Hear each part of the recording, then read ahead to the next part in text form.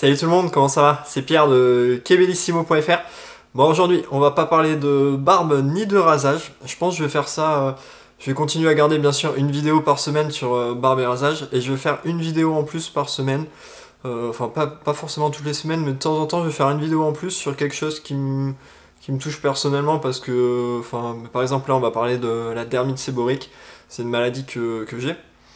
Donc je ferai une vidéo voilà, sur des choses qui me touchent personnellement et que je veux parler avec vous, ou peut-être sur d'autres choses, sur des passions, sur des trucs. Donc voilà, je vais essayer de faire une vidéo en plus par semaine là-dessus de temps en temps, tout en gardant bien sûr la trame barbe rasage une fois par semaine également. Donc ouais, aujourd'hui on va parler de la dermite séborrheique.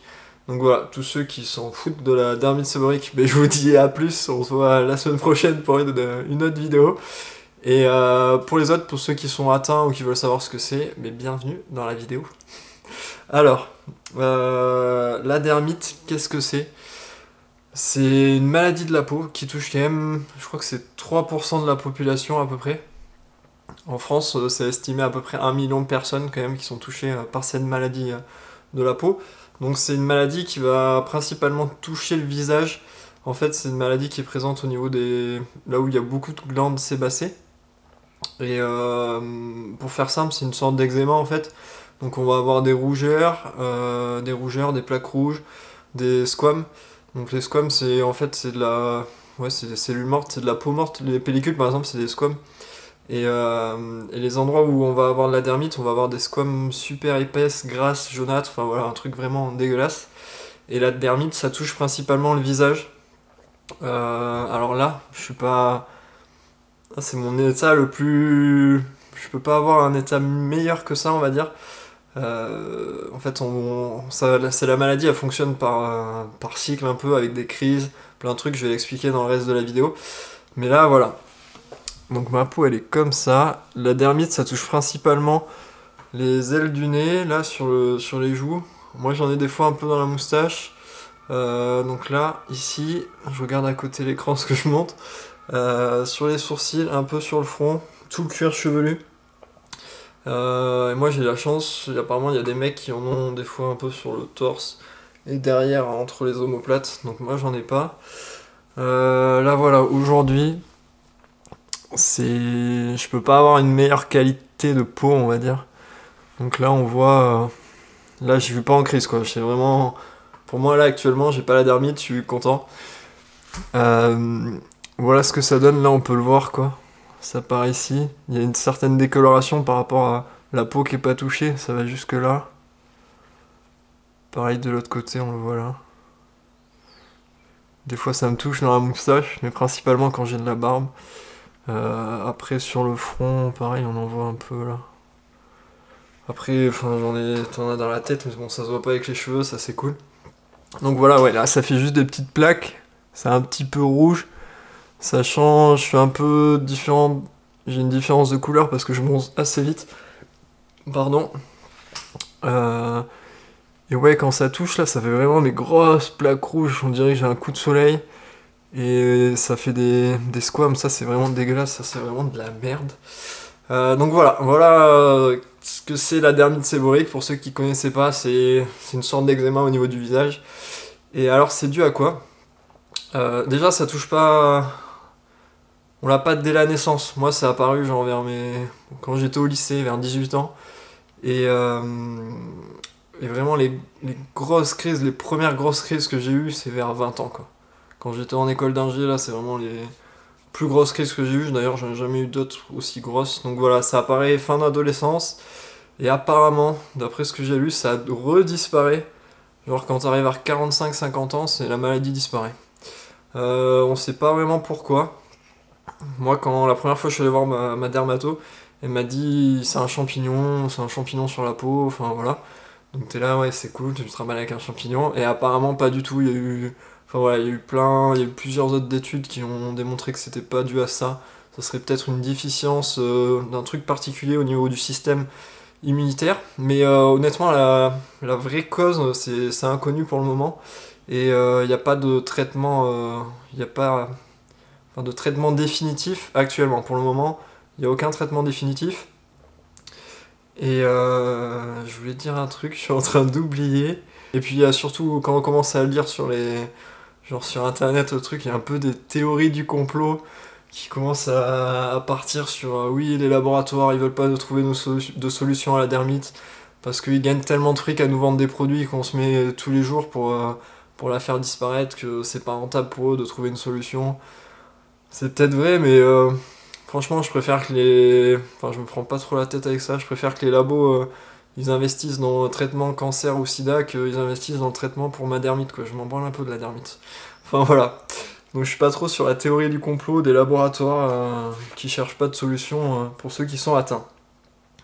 Je regarde ma petite fiche vite fait, je suis parti en live. Cause inconnue, ouais, je l'ai dit. Alors après, ouais, je voulais dire, c'est pas une maladie grave dans le sens où je vais pas mourir de la dermite, quoi. C'est pas, ça va pas me tuer. Mais franchement, enfin les gens qui l'ont pas, ils s'en rendent pas compte. Mais c'est vraiment une maladie super gênante et qui, ouais, elle me bouffe pas la vie, mais je comprends qu'elle puisse bouffer la vie à certaines personnes. C'est une maladie super qui joue sur un point de vue social en fait. Enfin là, voilà, je suis pas en crise, ça va, la peau elle est nickel. Et j'ai fait qu'une seule fois une énorme crise où j'avais vraiment des bouts de peau morte, là, jaune, et j'étais vraiment tout rouge de partout.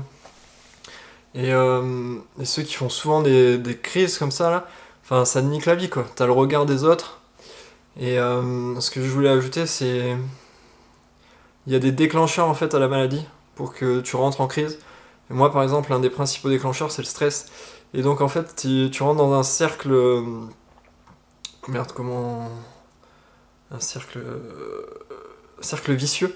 Tu rentres, j'allais dire vertueux, mais pas du tout. Tu rentres dans un cercle vicieux, dans le sens où, tu vois, t'as la maladie, ça te bouffe la vie, ça te bouffe le truc social. Quand tu sors dehors, t'as les gens, tu vois que le regard en fait des gens, le regard extérieur des gens, et tu te dis merde, ils voient tout mon truc, ils voient le truc, ils voient un mec dégueulasse, ils voient un monstre à cause de ça, et donc tu stresses encore plus, tu rentres dans le truc encore plus. Et tu finis par... t'as plus de stress, donc t'augmentes la crise, t'augmentes le truc et tu t'en sors jamais. Et ça, j'ai déjà expérimenté une fois et franchement, je comprends qu'il y ait des gens qui... Enfin, ça leur bouffe vraiment la vie et ça peut vraiment leur niquer la vie socialement, j'ai envie de dire, par rapport au regard des autres et à sortir de chez eux, à bouger, quoi. Et je comprends que ça puisse vraiment bouffer la vie à certaines personnes. Donc voilà, c'est pas une maladie qui est... C'est pas une maladie grave, mais c'est franchement enfin, tu peux pas, je pense, on peut pas comprendre ce que vit une personne qui a vraiment beaucoup de crises. Et enfin, des fois, il faut se mettre à leur place. Et alors, il y a ce point de vue là, social. Il y a aussi le point de vue, tu vois, là, je peux me passer la main dans les cheveux, je m'en fous. Et quand t'es en pleine crise, des fois, c'est, t'es totalement intolérant. Genre, t'es avec une fille, t'es avec ta copine, et elle te passe la main dans les cheveux, tu repousses direct ta copine. Enfin, voilà, tu te mets une barrière sur le truc parce que tu veux pas qu'on touche les cheveux, parce que ça te gêne, ça te fait mal. Tu peux pas. T'es en pleine crise, tu peux pas te rincer le visage. Tu peux pas mettre de l'eau et puis t'essuyer, quoi. Ça, tu peux pas parce que ça te gratte, ça te démange. Enfin voilà, il y a ce côté gênant. C'est pas une maladie grave, mais c'est franchement une maladie gênante. Moi, ça va, je suis passé au-dessus de tout ça et j'ai plus trop de crise parce que je me prends plus trop la tête, mais je comprends que pour certaines personnes ce soit vraiment la merde. Ouais, j'en parlais, il y a des déclencheurs, donc il y a plein de gens, chacun a son avis. Moi je vais vous parler de mes déclencheurs qui font que j'ai des crises et qui font ressortir la dermite. C'est le stress. Alors là, c'est vraiment, moi c'est le principal déclencheur. Là tu vois, je suis comme ça, là maintenant. Tu me dis que demain je dois faire une présentation au taf devant 500 personnes sur un truc genre que je connais pas forcément, je dois taffer toute la nuit. On revient dans 3 heures, là j'ai des énormes plaques rouges. Enfin voilà. Premier déclencheur pour moi c'est le stress. Et vraiment des trucs qui me font stresser à fond. C'est con parce que je parle devant une caméra là, mais genre prise de parole devant des gens. Tout ce qui est truc à l'oral, ça me fait stresser à fond et ça me fait sortir la dermite. Après, je sais pas, tu rencontres une nouvelle fille ou des trucs comme ça, un premier encart. Ça me fait moins stresser que prise de parole devant plein de gens, mais ça me fait aussi stresser, ça peut faire sortir la dermite. Donc voilà, ça c'est vraiment mes principaux déclencheurs. Le stress, ça peut être aussi le stress, genre en ce moment t'es dans la merde niveau financier, t'es dans la merde sur le taf, t'es dans la merde le truc, ça me déclenche aussi la dermite. Ensuite j'ai noté mauvaise hygiène. Enfin ça voilà, je me lave pas d'un jour les cheveux avec ce shampoing. Genre tu vois des fois t'as des week-ends, je sais pas, t'as pris une douche le samedi matin, donc le samedi soir tu sors, et après t'es défoncé, enfin t'es pas bien le dimanche, tu traînes, tu vas en pyjama, ou un truc comme ça. Genre, enfin moi je suis... Il y en a, ils peuvent attendre d'aller prendre leur douche genre le dimanche soir, ou des trucs comme ça. Moi je peux pas, faut que je la prenne, sinon après c'est direct, ça me déclenche la dermite, je sais pas, l'excès de sébum, les trucs. Obligé de me laver les cheveux par exemple au moins une fois par jour, et avec un certain type de shampoing, sinon c'est direct déclenchement de la dermite. Se gratter, ça, tu peux pas te gratter quoi. Là tu vois, j'ai pas la dermite, donc je peux me toucher, je peux me gratter un peu, mais je peux pas vraiment me gratter. Si je me gratte vraiment, genre quand t'es stressé, des fois tu grattes les sourcils, tu te grattes la tête, tu réfléchis, quand je m'essuie le visage, je suis obligé de tapoter avec la serviette. Vraiment se gratter, ça déclenche aussi la dermite. Enfin moi ça me la fait ressurgir. Et après j'ai noté météo, alors moi je suis pas trop... Quand je parle météo c'est plus par rapport soleil, où je vois le truc quand je vais surfer. Et là j'ai jamais trop compris le truc, mais en gros je vais surfer, il y a des fois où genre, je surfais toute la semaine, et c'est trop bien. L'eau salée ça m'a nettoyé la peau, ça m'a tout nettoyé.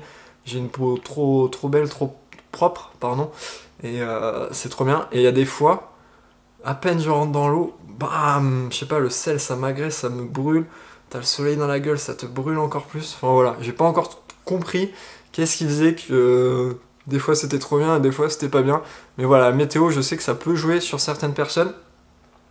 Ensuite, je voulais enchaîner pardon, sur, je sais pas si, si vous avez la dermite, vous avez peut-être déjà vu ces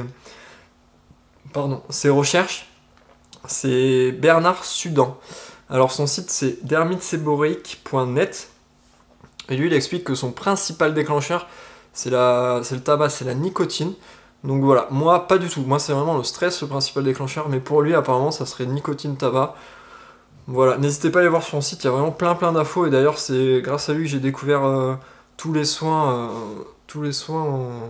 qui contiennent des minéraux de la mer morte, qui contiennent du sel en fait, et ça joue vachement pour atténuer la dermite et la rentrer en phase de sommeil, on va dire. Je vous redonne son site, c'est dermiteséborique.net, je le mettrai dans la description. Alors, ensuite, mais on va parler vite fait des produits. Alors, ce que je voulais dire en premier, c'est donc apparemment c'est vraiment plus un... On est quasiment sûr que ce soit plus un champignon. Enfin, c'était vraiment une des causes avant énoncées. Apparemment, ça serait pas ça. Donc voilà, apparemment tout ce qui est antifongique, ça sert à rien. Après, par contre, il y a des produits. Genre moi, j'utilise. Non, attends. D'abord. Si vous avez un dermite, de toute façon, à mon avis, vous avez déjà vu un dermato, mais si vous l'avez pas vu, allez voir votre dermato, c'est lui qui va d'abord vous donner les conseils, les produits à utiliser. Ensuite, moi, mon dermato, il m'a dit d'utiliser Litioderm en tant que produit antifongique, mais apparemment, c'est pas vraiment son... Ça fonctionne parce qu'il y a des sels de lithium, donc voilà, on est toujours sur le sel, apparemment ça fonctionne bien grâce à ça. Donc Litioderm 8% gel, il faut une ordonnance, donc voilà, il faut demander à son dermato. C'est vraiment le produit qui marche le mieux pour moi, c'est vraiment le produit plus efficace quand je suis en grosse crise, je mets du Litioderm. J'essaye de pas en mettre tous les jours parce que tu te fous quand même du lithium sur la gueule. Donc voilà, le lithium je préfère le laisser dans les batteries de mes tondeuses à barbe que sur mon visage. Mais en gros j'aime beaucoup ce produit parce que déjà il est efficace, il atténue la dermite. Et puis surtout il est transparent, c'est un gel transparent, donc quand tu le mets... Enfin voilà, tu peux le mettre en pleine journée, les gens ils vont pas le voir, ils vont juste voir un petit reflet comme si c'était gras. Mais tu te trimbales pas avec de la grosse crème blanche partout sur la gueule. Donc voilà, ça c'est vraiment bien parce que tu peux l'utiliser toute la journée. Donc voilà, n'hésitez pas à en parler avec votre dermato. Ma dermato, elle m'avait également parlé du Cevibrox. Donc voilà, je l'avais utilisé au début, ça marche bien. D'ailleurs, j'en ai encore. J'utilise plus, mais ça marche bien comme shampoing. C'est pareil, apparemment, c'est pas utilisé tous les jours. Une fois tous les 2-3 jours. Donc quand on est en crise. Donc ça, c'est vraiment les produits que mon dermato m'a filé. Ensuite, je voulais parler... Ouais, alors, le shampoing que j'utilise, et je peux vraiment utiliser que celui-là. Genre, j'utilise autre chose, j'ai la dermite qui revient au niveau des cheveux. C'est Petrolan. Alors, c'est le Petrolan anti-pelliculaire classique gras, cheveux gras, huile essentielle de citrus avec du zinc péritium, pH neutre. Voilà. Il y en a d'autres dans la même gamme, sont exactement, c'est la même chose, ils sont d'une autre couleur et ils marchent pas quoi. Il y a vraiment que celui-là qui marche sur moi, c'est le huile essentielle de citrus cheveux gras. Après, à mon avis, il y a plein de merde là-dedans. Donc j'ai essayé des produits plus naturels, des cosmétiques bio, aux actifs de la mer morte. Le Masada, il marche pas trop mal, mais sur une grosse crise, il marche pas. Donc je préfère repasser sur le Petrolan. Donc voilà, le Masada shampoo, actif de la mer morte, soin bio. Il sent bon en plus, il sent vraiment bon. Comparé à, j'ai testé ça, Sea-Line. Ça pue la mort. Ça, juste tu mets un shampoing, t'as l'odeur qui reste 10 000 ans, ça sent le sel moisi là, sur la plage, franchement, ça sent pas bon. Ça, je vous le déconseille, ça marche pas terrible et ça sent pas bon. Ensuite, je voulais parler de quoi d'autre? En crème, on reste sur Masada. Masada, c'est pas mal hein, en produit bio. Alors, c'est une crème hydratante. Moi, c'est celle que j'utilise le plus souvent. Quand voilà, par exemple, comme aujourd'hui, là, je suis pas en crise ou mini-crise, je mets ça pour me soulager. Crème hydratante, elle est, si on l'étale bien, elle est transparente, elle se voit pas, donc on peut en mettre matin et soir. Et c'est ce que j'utilise le plus souvent. Et par contre, dès que je rentre en grosse crise et qu'il n'y a rien d'autre à faire, je mets du lithioderne. Ensuite, il y a pareil chez Masada, il y a un savon. Apparemment, je l'ai acheté parce qu'il y a des bons retours. Mais moi, j'y arrive pas avec les savons parce que il faut passer la main sur le visage et puis il faut se frotter, il faut nettoyer. Et moi, juste de me frotter, juste de se nettoyer avec le savon, ça me la déclenche la dermite. Donc je peux pas. Franchement, les savons, je peux pas. Donc je reste sur la crème. Et après, il y a également la crème Cicalfate. C'est plus une crème réparatrice. J'avais acheté ça pour des cicatrices d'acné. Et ça marche pas mal. Par contre, le seul problème, c'est que ça fait vraiment une pâte épaisse, une pâte blanche. Donc voilà, on peut la mettre le soir, quoi, mais on peut pas la mettre pendant la journée. Donc voilà, on a fait le tour de mes produits. Vraiment, ce qui marche, moi, c'est ça. Petrolan, Masada à mon avis, mais bon, Petrolan à mon avis, il y a plein de produits chimiques de merde. Masada en cosmétique bio, et puis après, avoir avec votre médecin, votre dermato, lithioderne. Apparemment, ça se fait de moins en moins, même, ça serait peut-être... production sera arrêtée. Il en reste dans les pharmacies, mais j'espère que, ma pharmacienne m'a pas dit n'importe quoi et qu'ils en font toujours. Parce que franchement, je sais pas comment je ferais sans cette petite crème. Bon voilà, une petite vidéo un peu longue, il y avait peut-être pas trop de rythme, mais bon, je voulais vous parler comme ça, comme si je parlais sur le canapé avec un pote de la dermite séborique. Donc j'ai fait cette petite vidéo parce que la dermite me touche, ça me touchait d'en parler. Et parce que je voulais aider des gens avec les produits que j'utilise. Puis surtout, je voulais dire, vous prenez pas la tête. Moi, tu vois, quand j'avais 20, 21, 22 ans, je me prenais la tête avec ça. Plus tu te prends la tête, plus t'es en stress, t'as le truc qui ressort. Enfin voilà, il faut réussir à pas se prendre la tête, même si t'as la dermite. Je dis souvent ça, faut pas se prendre la tête.